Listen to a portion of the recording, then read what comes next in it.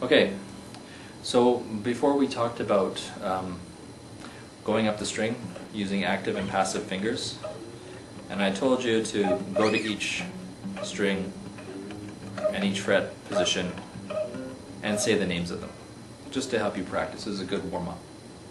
The one thing I'd like you to be aware of is how the fretboard is broken up into sections. You have what's called first position, where your first finger's on the first fret, your middle finger's on the second fret, your third is on the third, and your fourth is on the fourth.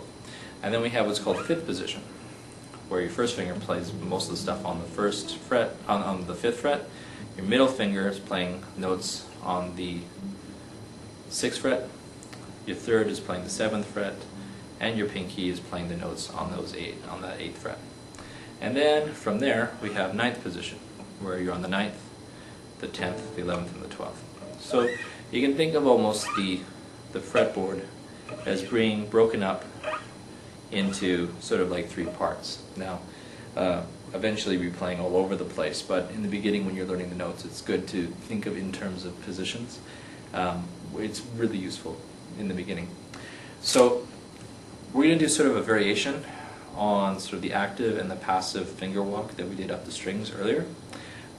Instead of shifting your first finger to every fret and then playing all the passive fingers, we're going to do a much bigger shift. We're going to shift from the first position to the fifth to the ninth. Okay? So if you start off on the sixth string first fret, your passive finger is ready to go, and then second fret, then the third fret, and then the fourth fret, and here comes the shift. That first finger is going to go down to that fifth fret, and you're going to play the sixth fret with your middle, the seventh with your third, eighth fret with your pinky, and again that first finger is going to slide down to the ninth fret,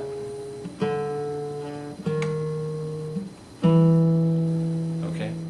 So instead of like playing repeating every note, you're going to shift into different positions, which is really hard to do. Moving this way up and down the neck is a little bit hard when you're starting out, so you really do have to practice it with different scales and different techniques and exercises, and you should probably do it right from the beginning. So let's take a look at that again. We'll play every note 4 times, and we'll call the names of the notes. So 6th string first fret is F, then F sharp, then G, then G sharp,